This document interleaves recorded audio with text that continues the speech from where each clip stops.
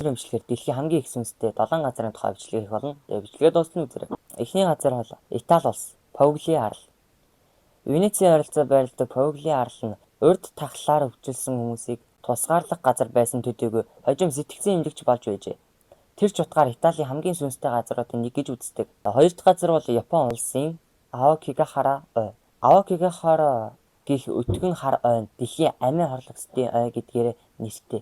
Жихүүц төрөлм түнэр ойд эмгэнэлт өглүүд ихээр гардаг. Гурав дахь газар бол Франц улс Парисын гудамжны доор 6 сая гаруй хүний ясаар бүхэгдсэн олон километр үргэлжлэх газар доорх хонглоод бий. Катакомбууд нь хүйтэн уур амьсгалтай бөгөөд зочдод хачиргалтай хий үзэгдэлтэй нүүр тулж буй мэд айдастай мэдрэмжид бүрэн автуулна. Дөрөв дэх газар бол Америк нэгдсэн улс Пенсильвани хот зүүн мужийн хорих газар. Энэ цагт алдартай шорон байсан зүүн муж улсын хорих газар нь өдгөө сэтгэлд хөдөлгөм архитектуруудаараа алдартай музей болсон. Тэр ч утгаараа аялагчид хөлийн хий чимээ сонсож танхимуудаар тэнүүжилж буй сүүдэр бүхий дүрсүүдийг хардаг аж. 5 дахь газар бол Энэтхэг улсын Бангарх порт.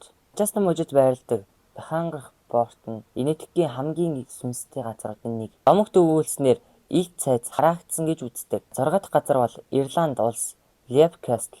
Лев Кастл нь хүчирхийлэл, эмгэнэлт явдал ихээр гарсан Италийн сүнслэг цайзуудын нэг юм. Жуулчид улаан хувцастай эмэгтэйтэй тулгарсан гэх нь бий. Сүүлийн газар бол Америк нэгдсэн улсын Калифорни мужийн Винчестер Мистери Хоус ихэнх сонсч байсан баг. Винчестерийн Винтовын хөрөнгийн өвөг залгамжлагч Сара Винчестерийн барьсан энэхүү өргөн харшин толгой иргэм дотоод бүтэц 90 босын гэдгээрээ алдартай энэ байшинд Винчестерийн бууны суманд ам өргөцсөн хүмүүсийн хий үзэгдэл байдаг гэж үздэг. Тэгэд бичлэгт энэ хүрээд өндөрлж байна. Тэгээд бичлэг таалагдсан бол та нар маань лайк, subscribe дараад өгөөрэй. Тэгээд түр баярлалаа.